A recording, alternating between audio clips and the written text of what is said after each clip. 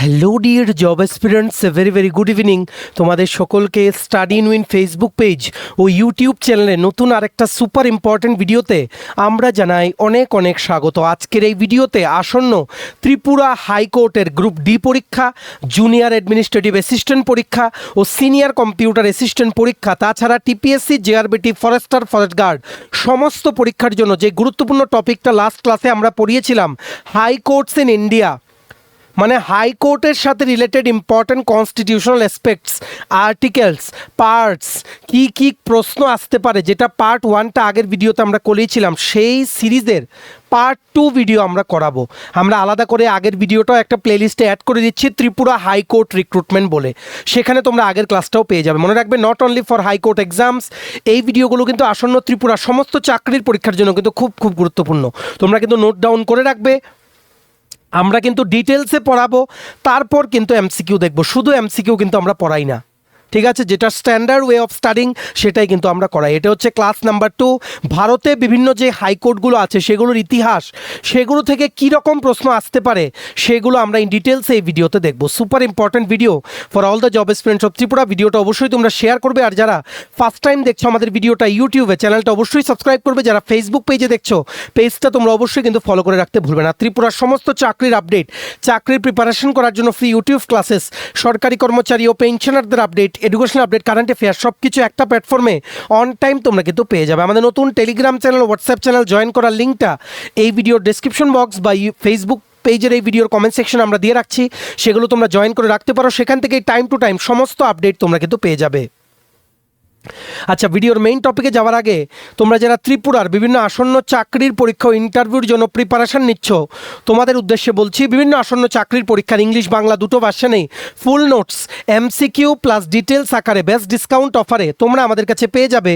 যেই নোটসগুলো পড়লে তোমাদের পরীক্ষায় অবশ্যই ভালো ফলাফল তোমরা কিন্তু করতে পারবে। কোন কোন পরীক্ষার নোটস আছে? For example, forester, forest guard, special executive interview, JRBT 1 group C 430টা পোস্টের interview, ward secretary, assembly group C group D, jail police, jail warder, JRBT 2 group C group D, Tripura police sub inspector constable, TSR recruitment, TPSC stenographer prelims ও mains, বা আরেকটা senior computer assistant recruitment আসবে, সেটার note, আসন্ন combined 5 পরীক্ষার প্রিলিমসের note, Tripura হাইকোর্টের junior administrative assistant, senior computer assistant বা group ডির পরীক্ষার নোট, সফটওয়্যার টিএলএমের পরীক্ষা, SSC, GD constable, MTS, RRB, NTPC group D সহ Tripura national, international current affairs, সব কিছুর কমপ্লিট নোটস তোমরা যদি আমাদের থেকে নিয়ে পড়তে চাও, দেন এক্ষুনি আমাদের এই কন্ট্যাক্ট নাম্বারটা লিখে দিচ্ছি, সেটা নিজেদের মোবাইলে আগে সেভ করো, করে হোয়াটসঅ্যাপের কন্ট্যাক্ট লিস্টটা রিফ্রেশ করে দেখো, আমাদের এই নাম্বারের এগেনস্টে হোয়াটসঅ্যাপ শো করবে। এক্ষুনি হোয়াটসঅ্যাপে একটা মেসেজ করে বলো কোন পরীক্ষার নোটস লাগবে, বাকি নোটসের ডিটেলস, প্রাইস, ডেমো সব কিছু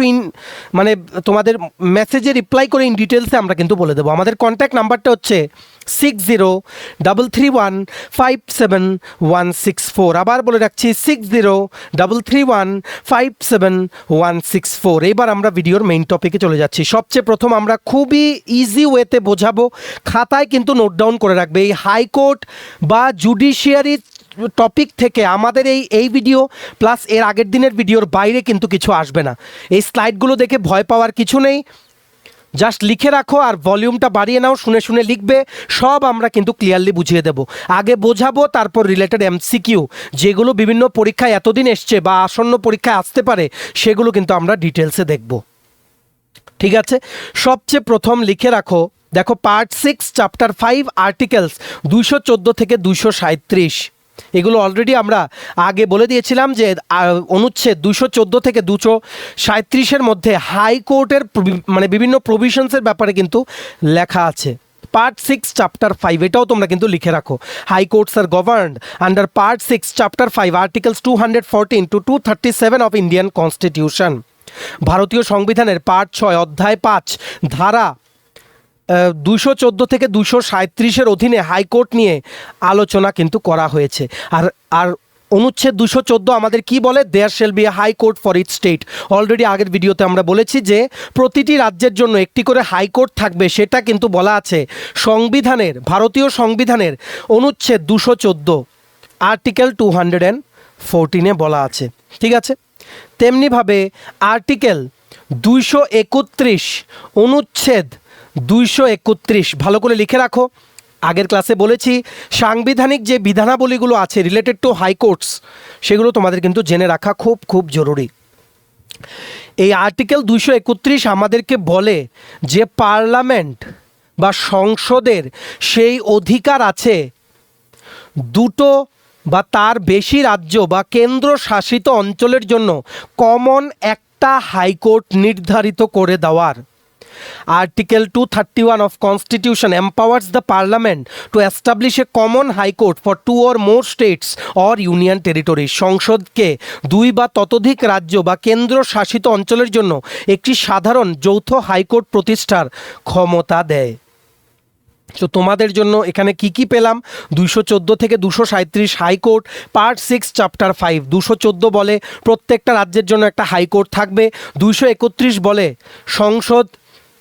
সংসদেরই সেই অধিকার আছে দুই বা ততোধিক রাজ্য বা কেন্দ্র শাসিত অঞ্চলের জন্য কমন একটা হাইকোর্ট ডেজিগনেট করার। পার্লামেন্টের কিন্তু সেই অধিকার আছে। ভেরি ইম্পর্ট্যান্ট কোশ্চেন, এটা কিন্তু আসতে পারে, খাতায় কিন্তু তোমরা লিখে রাখো। 2026-এর এটা চলছে জুলাই মাস অবধি টোটাল হাইকোর্ট বিভিন্ন রাজ্যে আছে 25টা হাইকোর্টস। এইচসি মানে হচ্ছে হাইকোর্ট। 25টা হাইকোর্ট আছে 28টা রাজ্যে আর 8টা কেন্দ্রশাসিত অঞ্চলে। 28 স্টেটস অ্যান্ড 8 ইউনিয়ন টেরিটরিসে টোটাল 25 হাইকোর্টস আর দেয়ার ইন টোটাল। ঠিক আছে, মোট 25টি হাইকোর্ট রয়েছে বিভিন্ন ভারতবর্ষের রাজ্যে ও কেন্দ্রশাসিত অঞ্চলগুলো মিলিয়ে। কেন কম? কারণ এমন অনেক হাইকোর্ট আছে, যেমন সবচেয়ে লার্জেস্ট বেঞ্চ আছে, যেমন ফর এক্সাম্পল গুয়াহাটি আছে, মহারাষ্ট্র আছে। এই দুটো হাইকোর্টের আন্ডারে অনেকগুলো স্টেটের কিন্তু কি আছে, এই হাইকোর্টগুলোর মধ্যে অনেকগুলো স্টেটের কিন্তু বেঞ্চ আছে। ঠিক আছে, ফর এক্সাম্পল গুয়াহাটি হাইকোর্টের আন্ডারে আছে নাগাল্যান্ডের বেঞ্চ, মহারাষ্ট্র হাইকোর্টের আন্ডারে আছে গোয়ার বেঞ্চ। কারণ ওই স্টেটগুলোর আলাদা কোনো হাইকোর্ট নেই। পার্লামেন্টে একটু আগে যে বললাম আর্টিকেল 231 অনুযায়ী 231 অনুচ্ছেদ অনুযায়ী সংসদে এই হাইকোর্টগুলোকে বলা হয়েছে তুমি এই রাজ্যগুলোর তুমি কি করো, মানে এই হাইকোর্টগুলোকে পাওয়ার দেওয়া হয়েছে জুরিসডিকশনের এই রাজ্যগুলোর। তার জন্যই স্টেট ও ইউনিয়ন টেরিটরির সংখ্যা বেশি, হাইকোর্টের সংখ্যা কিন্তু কম। এগুলো কিন্তু তোমাদের ভালো করে বুঝে রাখতে হবে। দেখো এখানে লেখাও আছে 2026 অনুযায়ী 25টা হাইকোর্ট 28টা রাজ্য ও 8টা কেন্দ্রশাসিত অঞ্চল কিন্তু কাভার করে। আশা করি বুঝতে পেরেছো। এত কনফিউজ হওয়ার কিছু নেই, ডিটেলসে পড়ো। শুধু এমসিকিউ পড়ে কিন্তু হবে না, পরীক্ষায় সাকসেস পেতে গেলে ডিটেলসে কিন্তু পড়তে হবে। নেক্সট দেখো এখানে আমরা লিখে রেখেছি প্রধান হাইকোর্ট ও এখতিয়ার সমূহ। Important high courts, জুরিসডিকশনস and benches. কি কি হাইকোর্ট আছে সেগুলোর ইম্পর্ট্যান্ট, মানে কোন কোন রাজ্যের জন্য এই হাইকোর্টগুলো কাজ করে, এই হাইকোর্টগুলোর মূল আসন ও বেঞ্চ সমূহ মানে কোন কোন রাজ্যের আছে সেগুলো কিন্তু আমরা বলে দিয়েছি। সবচেয়ে প্রথম হচ্ছে ক্যালকাটা হাইকোর্ট। মনে রাখবে এটা হচ্ছে সবচেয়ে পুরনো হাইকোর্ট ভারতবর্ষের। Oldest high court is Calcutta high court. এটা স্থাপিত করা হয়েছিল 1862 সনে, 1862। ঠিক আছে, আর আঞ্চলিক এখতিয়ার কোন কোন জায়গা কাভার করে এই হাইকোর্টটা? ওয়েস্ট বেঙ্গল, পশ্চিমবঙ্গ ও আন্দামান ও নিকোবর দ্বীপপুঞ্জ। West Bengal and Andaman and Nicobar islands. Very important, জিজ্ঞেস করতে পারে। ঠিক আছে, আর এটার প্রিন্সিপাল সিট বা মূল আসন ক্যালকাটা হাইকোর্টের আছে কলকাতাতে, সার্কিট বেঞ্চ আছে পোর্ট ব্লেয়ারে। এক্সটেনশন একটা তোমরা বলতে পারো। তেমনিভাবে বম্বে হাইকোর্ট, এটাও 1862 সনে এস্টাবলিশ, স্থাপিত। এটা কাভার করে মহারাষ্ট্র, গোয়া, দাদরা ও নগর হাভেলি আর দমন অ্যান্ড দিউ। ঠিক আছে, আর এর বেঞ্চ আছে কোথায় কোথায়? নাগপুর, পানাজি, ঔরঙ্গাবাদ। নাগপুর, ঔরঙ্গাবাদ কিন্তু মহারাষ্ট্রতে, পানাজি হচ্ছে তোমাদের কোথায়? গোয়াতে। ঠিক আছে, তার মানে মহারাষ্ট্র, দাদরা, নগর হাভেলি, দমন অ্যান্ড দিউ কিন্তু কাভার করে। গোয়াও কিন্তু কাভার করে এই বোম্বে হাইকোর্ট বা মুম্বাই হাইকোর্ট তোমরা বলতে পারো। Established in the year 1862। তারপর চলে আসছে মাদ্রাস হাইকোর্ট, 1862 সনে এটাও স্থাপিত। কোন কোন কেন্দ্রশাসিত অঞ্চল বা রাজ্য কাভার করে? তামিলনাড়ু আর পুডুচেরি বা পন্ডিচেরি। মূল আসন বা প্রিন্সিপাল সিট আছে চেন্নাইয়ে, একটা বেঞ্চ আছে মাদুরাইয়ে। এগুলো মনে রাখতে হবে, কোশ্চেন কিন্তু আসবে। নেক্সট হচ্ছে কেরালা হাইকোর্ট, 1956 সনে এস্টাবলিশ, 1956। জুরিসডিকশন আছে কেরালা ও লক্ষদ্বীপের। এই লক্ষদ্বীপ, আন্দামান নিকোবর, দাদরা নগর হাভেলি, দামান অ্যান্ড দিউ, এগুলো মনে রাখবে। এগুলো জিজ্ঞেস করে যে এদের কি আলাদা হাইকোর্ট আছে নাকি কোন হাইকোর্টের আন্ডারে। মনে রাখবে আন্দামান নিকোবর হচ্ছে Calcutta high court, Dadra Nagar Haveli, Daman and দিউ হচ্ছে বোম্বে হাইকোর্ট, লাক্ষাদ্বীপ হচ্ছে কেরালা হাইকোর্টের আন্ডারে। আর কেরালা হাইকোর্টের যে প্রিন্সিপাল সিট বা মূল আসন আছে এর্নাকুলাম, কোচিতে। ঠিক আছে, এর্নাকুলামে আছে, আর বেঞ্চ আছে তোমাদের কোচিতে। এগুলো কিন্তু ভালো করে তোমাদের মনে রাখতে হবে। নেক্সট, আচ্ছা এবার আমরা আরও বলে দেই, শেষ হয়নি যেহেতু এই স্লাইডে নেই, লিখে রাখো তোমরা, আরও আছে। নেক্সট হচ্ছে তোমাদের এলাহাবাদ হাইকোর্ট, লিখে রাখো ALLAHABAD, এলাহাবাদ হাইকোর্ট স্থাপিত কবে?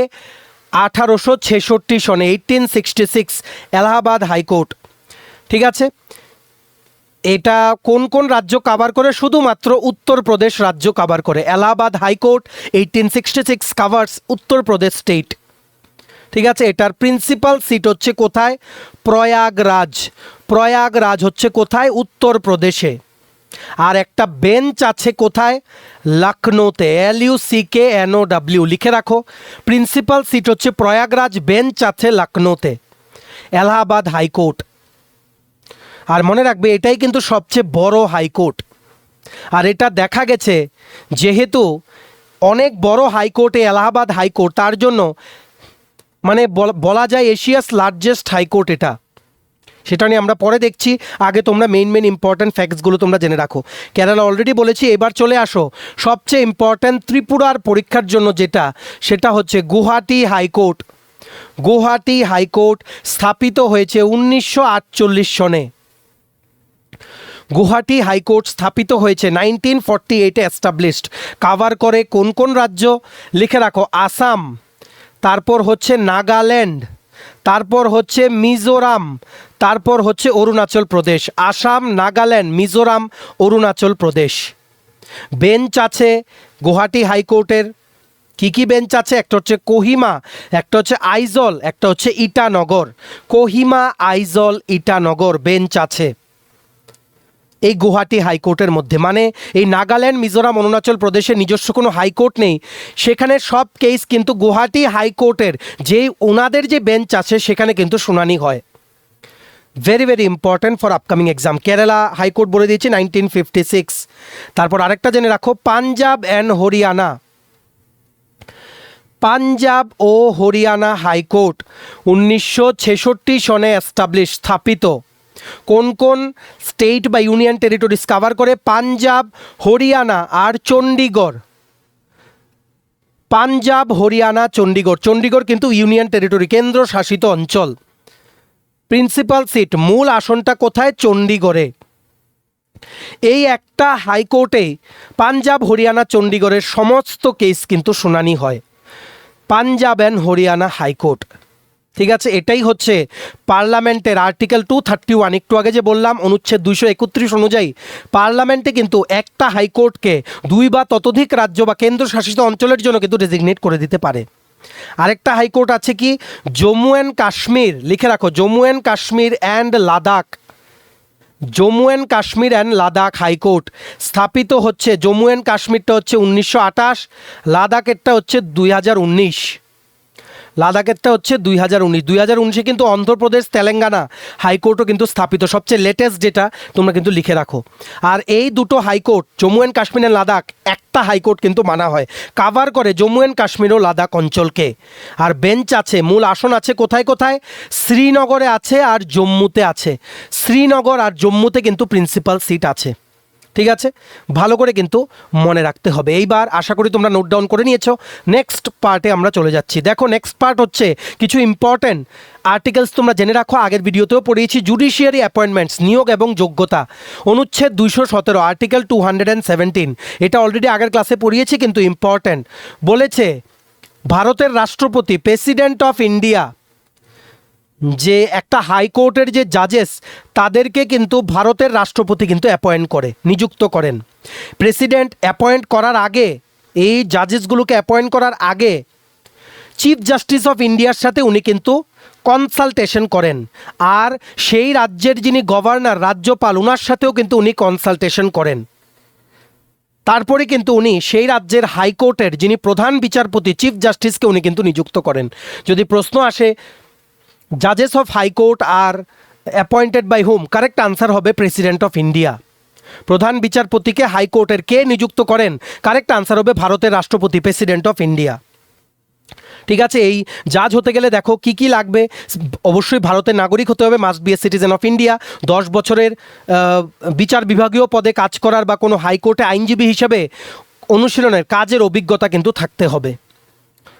ঠিক আছে, এগুলো কিন্তু মনে রাখতে হবে। আইদার কোনো জুডিশিয়াল অফিসে কাজ করার 10 বছরের এক্সপিরিয়েন্স থাকতে হবে, বা কোনো হাইকোর্টের অ্যাডভোকেট হিসেবে 10 বছর কাজ করার এক্সপিরিয়েন্স থাকলেই তবেই এলিজিবল হবে কেউ টু বি অ্যাপয়েন্টেড অ্যাজ জাজেস of any high court of state. বুঝতে পেরেছ? আর রিটায়ারমেন্ট কি করে হবে বা রিমুভালের প্রসেস কি, এদের যদি সরিয়ে দেওয়ার কি কি সেখানে প্রসেস আছে। আর এই জাজেসদের, হাইকোর্ট জাজেসদের রিটায়ারমেন্ট এজ হচ্ছে 62 বছর। ভেরি ইম্পর্টেন্ট কোশ্চেন লিখে রাখো, 62 ইয়ার্স এ হাইকোর্ট জাজ holds office until the age of 62 years. যেখানে সুপ্রিম কোর্টের জাজ হচ্ছে 65 ইয়ার্স। সুপ্রিম কোর্টের একজন জাজ 65 বছর বয়স অবধি জাজ থাকতে পারেন, সেখানে হাইকোর্টের জাজ একজন 62 বছর পর্যন্ত কিন্তু জাজ থাকেন। Very important for upcoming exams. ঠিক আছে, আর হাইকোর্টের জাজদের রিমুভাল বেশ কিছু গ্রাউন্ডে হয়, বেশ কিছু কারণে হয়। নাম্বার 1, প্রেসিডেন্টই কিন্তু রিমুভ করতে পারে, ভারতের রাষ্ট্রপতি কিন্তু রিমুভ করতে পারে। কিসের ভিত্তিতে? যদি মানে কি বলবো, যদি সংসদের মানে পার্লামেন্টের উভয় কক্ষে বিশেষ সংখ্যাগরিষ্ঠতা মানে স্পেশাল মেজরিটি লাগবে। মানে 3 ভাগের 2 ভাগ যে পার্লামেন্টের মেম্বার, সেটা এই হাইকোর্ট জাজেদের সেখান থেকে সরিয়ে দেওয়ার পক্ষে কিন্তু ভোট দিতে হবে, সেটাকে বলা হয় স্পেশাল মেজরিটি। প্রেসিডেন্ট তখনই সরাতে পারে যখন সেই জাজের যদি এমন হয় মানে কোনো অসদাচরণ বা মিসবিহেভিয়ার করলেন, বা নাম্বার 2 হচ্ছে অক্ষমতা ওনার প্রমাণিত হলো, ইনক্যাপাসিটি, উনি কাজ করতে সক্ষম না। এই দুটো গ্রাউন্ডে 2/3 মেজরিটি, এই দুটো গ্রাউন্ড থাকা সত্ত্বেও 2/3 মেজরিটি নিয়ে পার্লামেন্টে পাস হলেই তবেই কিন্তু হাইকোর্টের জাজেদের কিন্তু রিমুভ করা যায়। ঠিক আছে, আর আর্টিকেল দেখি নেক্সট স্লাইডে আছে কিনা, লেখা আছে, এখানে লেখা আছে টেনিউর অ্যান্ড রিমুভাল প্রসেস, কার্যকাল ও অপসারণ প্রক্রিয়া। 62 বছর হচ্ছে রিটায়ারমেন্ট এজ লিমিট, সেখানে সুপ্রিম কোর্টের জাজেদের হচ্ছে 65 ইয়ার্স। হাইকোর্ট জাজেস are removed by the president of India only on the grounds of proved misbehaviour or incapacity, কেবল প্রমাণিত অসদাচরণ বা অক্ষমতার ভিত্তিতে রাষ্ট্রপতি কর্তৃক অপসারিত হন। এখানে বলেছে সংসদের উভয় কক্ষে উপস্থিত ভোটদানকারী সদস্যের 2/3 বিশেষ সংখ্যাগরিষ্ঠতা কিন্তু প্রয়োজন। এত কিন্তু ইজি না। ঠিক আছে, তারপর রিট পাওয়ার্স অ্যান্ড রেকর্ডস, এখতিয়ার এবং সাংবিধানিক ক্ষমতা। আমরা অলরেডি আগের ভিডিওতে বা ক্লাসে বলেছিলাম, অনুচ্ছেদ 226 বলে যে হাইকোর্টের কিন্তু রিট জারি করার ক্ষমতা আছে। রিট কি আছে? 5 ধরনের আছে, হিবিস কর্পাস, ম্যান্ডেমাস, প্রহিবিশন, কার্টিওরারি আর কুও ওয়ারন্টো। এগুলো আমাদের পলিটি ক্লাসে আছে, তোমরা গিয়ে আমাদের প্লেলিস্ট দেখে নিও। যারা ফেসবুকে দেখছো স্টাডি এন্ড উইন দিয়ে ইউটিউব চ্যানেলে সার্চ করো, আমাদের চ্যানেলের প্লেলিস্টে আছে, কারণ তখন আমরা ফেসবুকে ভিডিও আপলোড করতাম না, কিন্তু ইউটিউবে কিন্তু করতাম। সো প্লেলিস্ট পাবে Indian polity for various exams, সেখানে দেখবে রিটস ইন ইন্ডিয়ান কনস্টিটিউশন কিন্তু বুঝিয়ে দিয়েছি, তাই আমরা রিপিট করলাম না, যেহেতু প্লেলিস্টে অলরেডি প্রেজেন্ট আছে। সো রিটসগুলো কী ফাংশনস, এগুলোর কোন সময় জারি করতে পারেন, সেগুলো কিন্তু তোমাদের ভালো করে কিন্তু পড়তে হবে। ঠিক আছে, কারণ আগের ক্লাসটায়, তার জন্যই বলছি সবাই কিন্তু আগের ক্লাসটাকে দেখো, 2 দিন আগেই কিন্তু আপলোড করেছি। সুপ্রিম কোর্ট রিট জারি করতে পারে অনুচ্ছেদ 32 অনুযায়ী, যেটাকে বলা হয় heart and soul of Indian constitution. আর হাইকোর্ট রিট জারি করতে পারে as per article 226 of the Indian constitution, অনুচ্ছেদ 226 অনুযায়ী। ঠিক আছে, আর আর্টিকেল 215 বলে হাইকোর্ট কিন্তু একটা কোর্ট অফ রেকর্ড, অভিলেখ আদালত। প্রতিটি হাইকোর্টকে কিন্তু কোর্ট অফ রেকর্ড বলা হয় বা অভিলেখ আদালত বলা হয়, যার অর্থ কি, যে এই যে হাইকোর্টের যা জাজমেন্ট হবে, শুনানি হবে, সেগুলো রেকর্ড হয়ে থাকবে, স্থায়ী মেমোরিতে রেকর্ড হয়ে থাকবে, সংরক্ষিত করা হবে, এবং নিজের অবমাননার জন্য শাস্তি দেওয়ার ক্ষমতাও কিন্তু রয়েছে হাইকোর্টের। আর কোনো লোয়ার কোর্ট, কোনো সাবঅর্ডিনেট কোর্টের কিন্তু অধিকার নেই এই রেকর্ডগুলোকে চ্যালেঞ্জ করার। ঠিক আছে, আশা করি তোমরা বুঝতে পেরেছো। সো এই কিছু আর্টিকেল তোমরা মনে রাখবে, বাকিগুলো আমরা আগের ভিডিওতে কিন্তু ডিসকাস করে দিয়েছি। Next, important facts and figures তোমরা জেনে রাখো, গুরুত্বপূর্ণ তথ্য পরিসংখ্যান। সবচেয়ে পুরনো প্রাচীনতম হাইকোর্ট হচ্ছে কলকাতা হাইকোর্ট। জুলাই 1 1862 সনে কিন্তু স্থাপিত, জুলাই মাসের 1 তারিখ। জাজেদের সংখ্যা সবচেয়ে বেশি এই রকম হাইকোর্ট, একটু আগেই বলেছি এলাহাবাদ হাইকোর্ট, 160 জন জাজেস আছে। এশিয়াস লার্জেস্ট হাইকোর্টও কিন্তু বলা হয় এলাহাবাদ হাইকোর্ট। বিচারপতির সংখ্যা সবচেয়ে বেশি, 160 জন কিন্তু বিচারপতি। ঠিক আছে, মানে তোমাদের এলাকার ভিত্তিতে কতটুকু এরিয়া জুড়ে হাইকোর্টটা আছে সেটার সবচেয়ে বড় এরিয়া জুড়ে আছে ঝাড়খণ্ড রাজ্যের হাইকোর্ট, 165 একর, রাঁচিতে অবস্থিত। রাঁচি হচ্ছে ঝাড়খণ্ডের রাজধানী। Largest campus, largest high court by area হচ্ছে ঝাড়খণ্ড হাইকোর্ট। সবচেয়ে স্মলেস্ট, আচ্ছা এখানে লিখে নিই, তোমরা লিখে রাখো, আমরা বলে দিচ্ছি। সবচেয়ে স্মলেস্ট, সবচেয়ে ছোট হাইকোর্ট হচ্ছে সিকিম হাইকোর্ট, লিখে রাখো সিকিম হাইকোর্ট, যেখানে শুধুমাত্র 3 জন জাজের কিন্তু অনুমোদন আছে, 3 জন জাজ কিন্তু থাকতে পারবে সিকিম হাইকোর্টে। অনুমোদিত বিচারপতির সংখ্যার দিক থেকে সিকিম হাইকোর্ট সবচেয়ে ছোট, মাত্র 3 জন কিন্তু বিচারপতি থাকে। ভেরি ভেরি ইম্পর্ট্যান্ট, আশা করি তোমরা লিখে নিয়েছো। ঠিক আছে, ইন্ডিপেন্ডেন্ট বা স্বাধীন হাইকোর্ট কি কি আছে, যেমন লিখে রাখো Delhi plus Jammu and Kashmir plus Ladakh. Delhi plus Jammu and Kashmir plus Ladakh হচ্ছে সেই কেন্দ্রশাসিত অঞ্চলগুলো যাদের নিজেদের হাইকোর্ট আছে। ঠিক আছে, যাদের নিজেদের হাইকোর্ট আছে। Only union territories that have their own high court, all the other union territories are under some other high courts of any other state. অন্যান্য যে কেন্দ্রশাসিত অঞ্চলগুলো আছে সেগুলোর নিজেদের হাইকোর্ট নেই, এরা অন্য রাজ্যের হাইকোর্টের এখতিয়ারে কিন্তু চলে আসে। শুধুমাত্র আছে দিল্লি, জম্মু অ্যান্ড কাশ্মীর আর Ladakh, only union territories that have high courts of their own. ঠিক আছে, এগুলো কিন্তু মনে রাখতে হবে। আর সবচেয়ে নতুন নিউয়েস্ট হাইকোর্ট কোনটা? অন্ধ্রপ্রদেশ হাইকোর্ট আর তেলেঙ্গানা হাইকোর্ট। অন্ধ্রপ্রদেশ হাইকোর্টের প্রিন্সিপাল সিট হচ্ছে আমরাবতীতে, আমরাবতী। তেলেঙ্গানা হাইকোর্টের প্রিন্সিপাল সিট হচ্ছে হায়দ্রাবাদে। আলাদা হয়ে গেছে দুটো রাজ্য আলাদা হওয়ার পরে। কবে? 1 জানুয়ারি 2019, 1 জানুয়ারি 2019 সনে। ঠিক আছে, তার ফলে এই দুটো হাইকোর্ট আলাদা হয়ে যাওয়ার ফলে 25টা কিন্তু হয়ে গেল। এখানে লেখাও আছে অলরেডি নিচে, তোমরা দিল্লি ও জম্মু কাশ্মীর স্বাধীন হাইকোর্ট, বিশিষ্ট কেন্দ্রশাসিত অঞ্চল। Delhi and Jammu and Kashmir and Ladakh have independent courts, others fall under adjacent states. একটু আগে কিন্তু আমরা বলেছি, বুঝতে পেরেছ? নিউয়েস্ট সবচেয়ে নতুন হাইকোর্ট যেগুলোকে ডেজিগনেট করা হয়েছে অ্যাজ হাইকোর্ট, সেটা হচ্ছে অন্ধ্রপ্রদেশ আর তেলেঙ্গানা। আগে একসাথে ছিল দুটো স্টেট, আলাদা, তেলেঙ্গানা আলাদা হয়ে যাওয়ার পর অন্ধ্রপ্রদেশ হাইকোর্টের প্রিন্সিপাল বেঞ্চ হচ্ছে আমরাবতী, তেলেঙ্গানা হাইকোর্টের হচ্ছে হায়দ্রাবাদ। 1 জানুয়ারি 2019 কিন্তু হয়েছে। Very important question for upcoming exams. ঠিক আছে, আর মনে রাখবে একজন যে হাইকোর্টের যিনি জাজ, উনি যখন শপথ নেন, শপথ বাক্য উনাকে পাঠ করান গভর্নর, ওথ লিখে দিলাম, উনাকে শপথ বাক্য পাঠ করান সেই রাজ্যের রাজ্যপাল। ঠিক আছে, আর একজন হাইকোর্টের জাজ উনি যদি রিজাইন করেন, রেজিগনেশন দেন, উনি রেজিগনেশন দেবেন কিন্তু প্রেসিডেন্ট বা ভারতের রাষ্ট্রপতিকে। ওথ করাবেন গভর্নর, ওনার অ্যাপয়েন্টমেন্ট দেবেন প্রেসিডেন্ট, তাই উনি রেজিগনেশনও দেবে প্রেসিডেন্টের কাছে।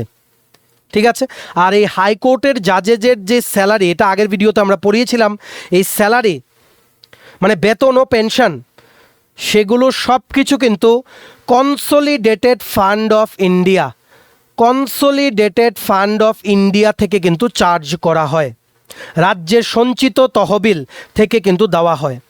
কিন্তু তাদের যে পেনশন, স্যালারি এখান থেকে, পেনশন হাইকোর্ট জাজেদের যে পেনশন, ঠিক আছে, কিন্তু তাদের পেনশন কিন্তু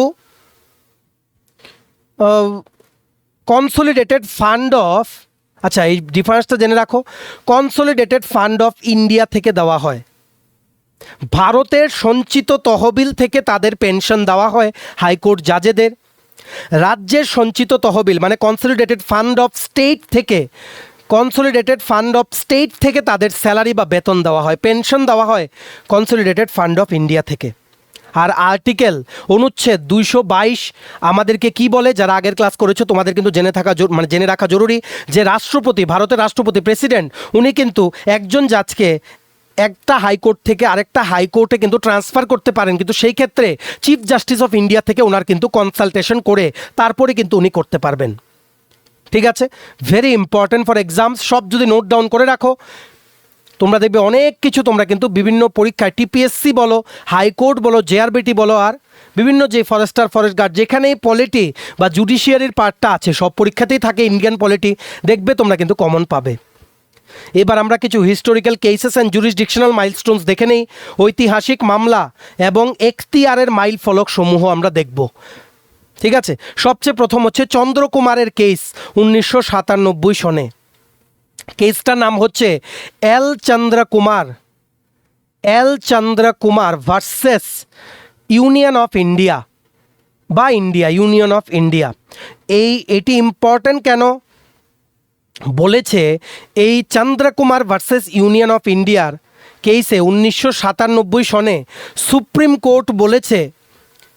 সুপ্রিম কোর্ট রায় দিয়েছে যে হাইকোর্টের যেই বিচার বিভাগীয় পর্যালোচনার যে ক্ষমতা আছে, যেটাকে বলে জুডিশিয়াল রিভিউ, হাইকোর্টের যে জুডিশিয়াল রিভিউর ক্ষমতা আছে as per article 226 of the Indian constitution, 226 অনুচ্ছেদ অনুযায়ী সংবিধানের, সেটা হচ্ছে আমাদের সংবিধানের বেসিক স্ট্রাকচার, মৌলিক কাঠামো, সংবিধানের যে মৌলিক কাঠামো আছে সেটার একটা অংশ। সুপ্রিম কোর্ট এই চন্দ্রকুমার মামলায় উনি রায় দিয়েছিলেন যে হাইকোর্টের বিচার বিভাগীয় পর্যালোচনার ক্ষমতা, যেটা ধারা 226 অনুযায়ী আছে হাইকোর্ট, সবগুলো রাজ্যের হাইকোর্টের, সেটা কিন্তু সংবিধানের মৌলিক কাঠামোর একটি অংশ। ঠিক আছে, এগুলো কিন্তু মনে রাখতে হবে। তারপর আরও অনেক কিছু আছে, যেমন ইলেকশন পিটিশনস, মানে নির্বাচনের সংক্রান্ত যে পিটিশনসগুলো, সেগুলোর মধ্যে হাইকোর্টের অধিকার আছে সেগুলো শোনার, ঠিক আছে, মানে শুনানি করার ও সিদ্ধান্ত নেওয়ার কিন্তু মূল এখতিয়ার বা অরিজিনাল জুরিসডিকশন কিন্তু আছে হাইকোর্টের। মূল এখতিয়ার কিন্তু আছে হাইকোর্টের। আরেকটা জেনে রাখো, আরেকটা কেস লিগ্যালিটি অফ বন্ডস 1997 সনের। লিগ্যালিটি অফ বন্ডের বৈধতা 1997 সনের মামলা। এটা হয়েছে কোথায়? কেরালা হাইকোর্টের একটা মামলা। কেরালা হাইকোর্টে মানে কি বলবো, একটি যুগান্তকারী রায়ে ঘোষণা কি করেছিল যে রাজনৈতিক পার্টিরা যে বন্ড যে ডিক্লেয়ার করে, বন্ড, সেগুলো হচ্ছে অসাংবিধানিক, আনকনস্টিটিউশনাল এবং বেআইনি। কারণ কি করে ওনারা বলেছেন, মানে সিটিজেন্সদের যে ফান্ডামেন্টাল রাইটস, মৌলিক অধিকার, সেটা লঙ্ঘন করে বা খর্ব করে, আর অর্থনৈতিক ক্ষতি সাধন করে, ইকোনমিক লস কিন্তু করে। এটা কিন্তু কেরালা হাইকোর্ট কিন্তু বলেছিল। তারপর আরেকটা জিনিস জেনে রাখো, দেখি পরের স্লাইডে লেখা আছে কিনা, না নেই। আরেকটা জিনিস জেনে রাখো, এটা তোমরা লিখে রাখো, আশা করি সবগুলো তোমরা লিখছো, যেগুলো প্রশ্নে আসে সব কিন্তু বলে দিচ্ছি। প্রথম কাগজবিহীন হাইকোর্ট, পেপারলেস হাইকোর্ট হয়ে গেছে কেরালা হাইকোর্ট। খুব ইম্পর্ট্যান্ট, পরীক্ষার জন্য বহু প্রশ্ন এসছে, আবার কিন্তু আসতে পারে। স্মার্ট বা পেপারলেস হাইকোর্ট ইন ইন্ডিয়া, যেখানে ডিজিটাল ফরম্যাটে কিন্তু কেস ফাইলিংসগুলো হয়। আমরা বলি না ই অফিস, যেমন পরিচয় পোর্টালের মাধ্যমে ত্রিপুরার বিভিন্ন অফিসে যে কাজগুলো হয় সরকারি অফিসে, তেমনভাবে কি করা হয়েছে, ডিজিটালাইজ করে দেওয়া হয়েছে। ঠিক আছে, কিছু সংবিধানের যেই মানে কি বলবো সংশোধনী যে আইনগুলো, সেগুলো জেনে রাখো, লিখে রাখো। 15th কনস্টিটিউশনাল অ্যামেন্ডমেন্ট অ্যাক্ট 1963, মানে 15তম সংবিধান সংশোধনী আইন 1963, 15th কনস্টিটিউশনাল অ্যামেন্ডমেন্ট অ্যাক্ট 1963। এটা কি করেছে, হাইকোর্টের জাজেদের যে রিটায়ারমেন্ট বয়স সেটা বাড়িয়ে 60 থেকে 62 বছর করা হয়েছে এই সংবিধানে সংশোধনটা করে। 15তম সংবিধানের সংশোধনী আইন 1963 সনে। ঠিক আছে, এগুলো কিন্তু মনে রাখতে হবে, এটা খুব গুরুত্বপূর্ণ। Which constitutional amendment act increase the retirement ages of high court জাজেস from 60 to 62 years? Correct answer is 15th constitutional amendment act 1963। ঠিক আছে, আশা করি বুঝতে পেরেছো, তোমরা নোট ডাউন করে রেখেছো। এবার আমরা নেক্সট ধাপে এগিয়ে যাচ্ছি, খুব তাড়াতাড়ি কিন্তু আমরা এমসিকিউ দেখব। ত্রিপুরা হাইকোর্টের ব্যাপারে বেশ কিছু আমরা জেনে রাখি। ত্রিপুরা হাইকোর্ট কিন্তু স্থাপিত হয়েছিল 23শে মার্চ 23 মার্চ 2013 ফটোতে কিন্তু তোমরা দেখতে পাচ্ছ ত্রিপুরা হাইকোর্টের ক্যাম্পাসটা। আগরতলায় পার্মানেন্ট বেঞ্চ, আগে ছিল গুয়াহাটি হাইকোর্টের আন্ডারে। মার্চ মাসের যেই মানে চিফ জাস্টিস অফ ইন্ডিয়া যিনি ছিলেন এলতামাস কাবির উনি কিন্তু ইনোগ্রেশন করেছিলেন 2013 মার্চ মাসে। চিফ জাস্টিস অফ ইন্ডিয়া উনি ছিলেন ভারতের তৎকালীন প্রধান বিচারপতি। আর এটা কিন্তু যে নর্থ ইস্ট রিঅর্গানাইজেশন অ্যাক্ট মানে উত্তর পূর্ব অঞ্চল পুনর্গঠন আইন 1971 সন যেটা ছিল, সেটার 2012তে যে সংশোধন করা হয়েছিল, অ্যামেন্ডমেন্ট করা হয়েছিল ইন দ্য ইয়ার 2012, সেটার ভিত্তিতে কিন্তু স্থাপন করা হয়েছে ত্রিপুরা হাইকোর্ট। ঠিক আছে, ত্রিপুরা হাইকোর্ট কিন্তু মানে ত্রিপুরার জন্য ইন্ডিপেন্ডেন্ট এই হাইকোর্টের স্ট্যাটাস পাওয়ার আগে ত্রিপুরা কিন্তু ছিল গুয়াহাটি হাইকোর্টের জুরিসডিকশনের আন্ডারে, গুয়াহাটি হাইকোর্টের এখতিয়ারভুক্ত কিন্তু ছিল। ঠিক আছে, 17ই মে, ভালো করে লিখে রাখো, 17ই মে 1992 সনে 17th মে 1992তে গুয়াহাটি হাইকোর্টে একটা পার্মানেন্ট বেঞ্চ কিন্তু আগরতলার একটা পার্মানেন্ট বেঞ্চ কিন্তু স্থাপিত করা হয়েছিল। আগরতলায় গুয়াহাটি হাইকোর্টের একটি স্থায়ী বেঞ্চ কিন্তু স্থাপন করা হয়েছিল 17ই মে 1992 সনে। ঠিক আছে, ত্রিপুরা হাইকোর্টের আচ্ছা এখানে লেখা আছে ত্রিপুরা হাইকোর্টের স্ট্রাকচার অ্যান্ড স্ট্রেংথ, কাঠামোগত শক্তি এবং বেঞ্চের গঠন। টোটাল মোট 5 জন বিচারক, 5 জন জাজেস আছে, 4 জন পার্মানেন্ট জাজ, 1 জন এডিশনাল জাজ, 5 জন বিচারপতি, 4 জন স্থায়ী ও 1 জন অতিরিক্ত। প্রিন্সিপাল সিট হচ্ছে ক্যাপিটাল কমপ্লেক্স আগরতলা। কোনো আর অন্যান্য জায়গায় কোনো সার্কিট বেঞ্চ কিন্তু নেই। প্রথম যিনি প্রধান বিচারপতি ছিলেন জাস্টিস দীপক গুপ্ত, উনি মার্চ মাসের 2013 মার্চের 23 তারিখ কিন্তু উনি শপথ নিয়েছিলেন। ঠিক আছে, আর সবচেয়ে প্রথম যে আগরতলা বেঞ্চ হয়েছিল গুয়াহাটি হাইকোর্ট 1992তে 1992 সনে, তখন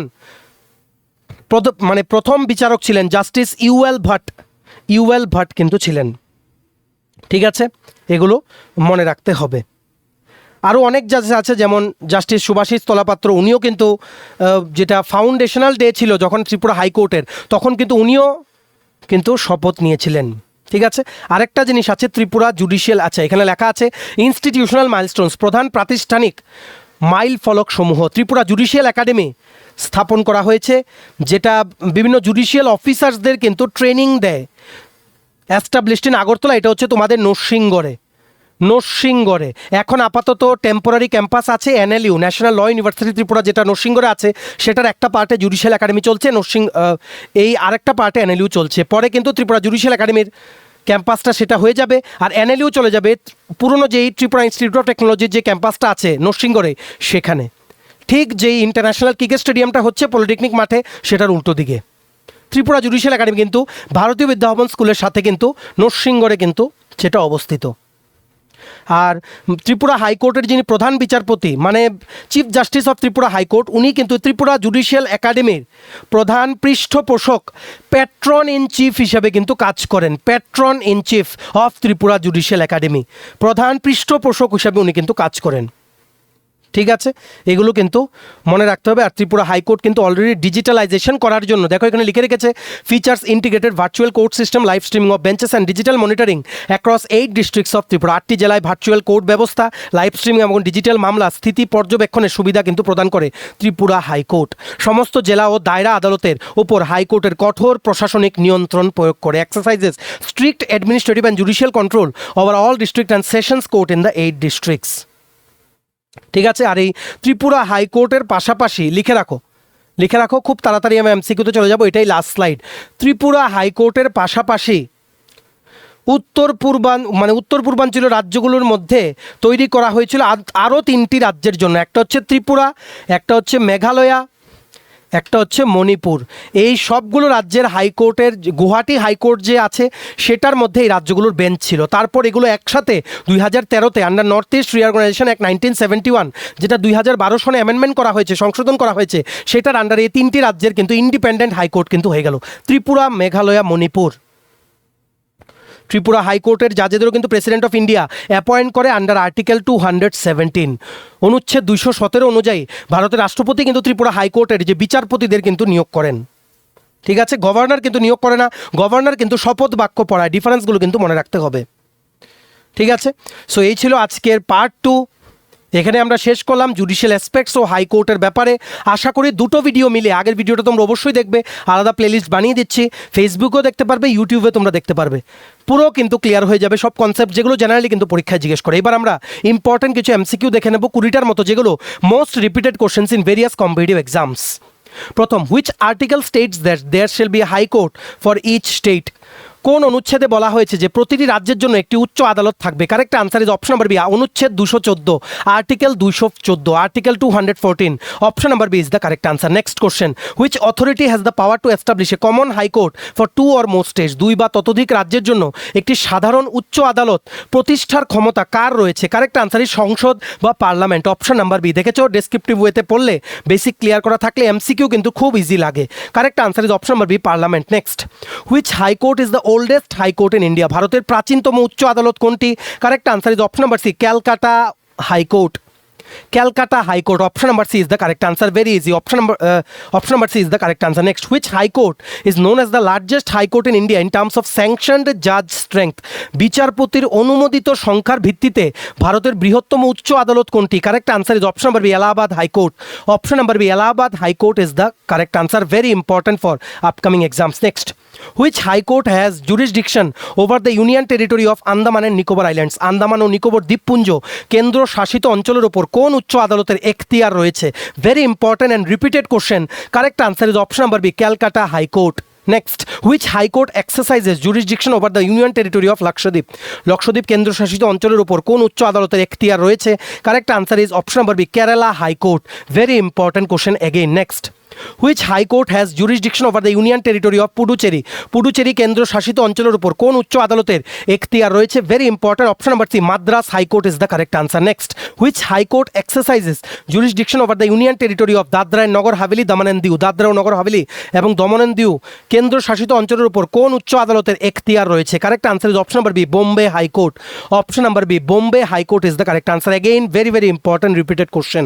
next, which high court has jurisdiction over the state of Goa? Goa রাজ্যের ওপর কোন উচ্চ আদালতের এখতিয়ার রয়েছে? Correct answer is Bombay high court, option number B, Bombay high court, option number B is the correct answer, very important question. Next, which high court was established first among the north eastern state? উত্তর পূর্ব ভারতের রাজ্যগুলোর মধ্যে সর্বপ্রথম কোন উচ্চ আদালত প্রতিষ্ঠিত হয়? Correct answer is option number D, Guwahati high court, very important question, option number D, Guwahati high court is the correct answer. Next, which high court serves the largest number of states? কোন উচ্চ আদালত সর্বাধিক সংখ্যক রাজ্যের জন্য উচ্চ আদালত হিসাবে কাজ করে? Correct answer is option number B, Guwahati high court, super important question for upcoming exams, option number B, Guwahati high court is the correct answer. Next, which high court was the first high court established after India's independence? স্বাধীনতার পরে, ভারতের স্বাধীনতার পরে প্রতিষ্ঠিত প্রথম উচ্চ আদালতটি কোনটি? Correct answer is দুটো, গুয়াহাটি হাইকোর্ট আর উড়িষ্যা, মানে option number A and C both are correct, Guwahati আর Orissa high court. Next, which one of the following high courts has the maximum number of permanent benches? নিম্নলিখিত কোন উচ্চ আদালতে সর্বাধিক স্থায়ী বেঞ্চ, পার্মানেন্ট বেঞ্চ রয়েছে? কারেক্ট আনসার ইজ দুটো, বোম্বে হাইকোর্ট আর Guwahati high court, তিনটে বেঞ্চ রয়েছে। ক্যালকাটা হাইকোর্ট না, এলাহাবাদ হাইকোর্ট না, মধ্যপ্রদেশ হাইকোর্ট না, বোম্বে আর গুয়াহাটি। গুয়াহাটি অপশনে নেই, কিন্তু তোমাদের যেটা দেবে, যদি বোম্বে থাকে অপশনে বোম্বে কারেক্ট করবে, আর যদি দুটো থাকে তাহলে দুটোই তোমরা ঠিক করে আসতে হবে, কারণ দুটো থাকবে না, যে কোনো একটা থাকবে, বোম্বে বা গুয়াহাটি যেটা থাকবে সেটাই কিন্তু ঠিক করবে। Very important question for upcoming exam. Next, separate high courts for Tripura, Meghalaya and Manipur were established under which act? Tripura, Meghalaya ও মণিপুরের পৃথক উচ্চ আদালত কোন আইনের অধীনে প্রতিষ্ঠিত হয়? Correct answer is option number B, north east areas reorganisation amendment act 2012, যেটা 1971 সনের নর্থ ইস্ট রিঅর্গানাইজেশন অ্যাক্টকে সংশোধন করে কিন্তু করা হয়েছিল। Very important, option number B is the correct answer. Next, আচ্ছা এই ছিল আজকের ভিডিও। বেশ কিছু ইম্পর্টেন্ট কোশ্চেন্স কাভার করলাম, এমসিকিউ যেগুলো রিপিটেড কোশ্চেন্স, এগুলো কিন্তু প্রায় কিন্তু পরীক্ষায় আসে, আসন্ন পরীক্ষায় কিন্তু আসতে পারে, স্পেসিফিক্যালি কোর্ট টিপিএসসি পরীক্ষার জন্য। তোমরা ভিডিওটা অবশ্যই শেয়ার করবে, এই গুরুত্বপূর্ণ ক্লাসটা সবাই যাতে করে নিতে পারে। এতটুকু ভিডিওটা দেখে থাকলে থ্যাঙ্কস ফর ওয়াচিং, আর ভালো লাগলে অবশ্যই লাইক করবে। সমস্ত আপকামিং ত্রিপুরার চাকরির পরীক্ষা বা ইন্টারভিউ নোটস নিতে তোমরা হোয়াটসঅ্যাপে আমাদেরকে একটা মেসেজ করতে পারো। আমাদের হোয়াটসঅ্যাপ নাম্বার হচ্ছে 6033157164। চ্যানেলটা সাবস্ক্রাইব করবে যারা ইউটিউবে দেখছো, পেজটা ফলো করবে যারা ফেসবুক পেজে দেখছো।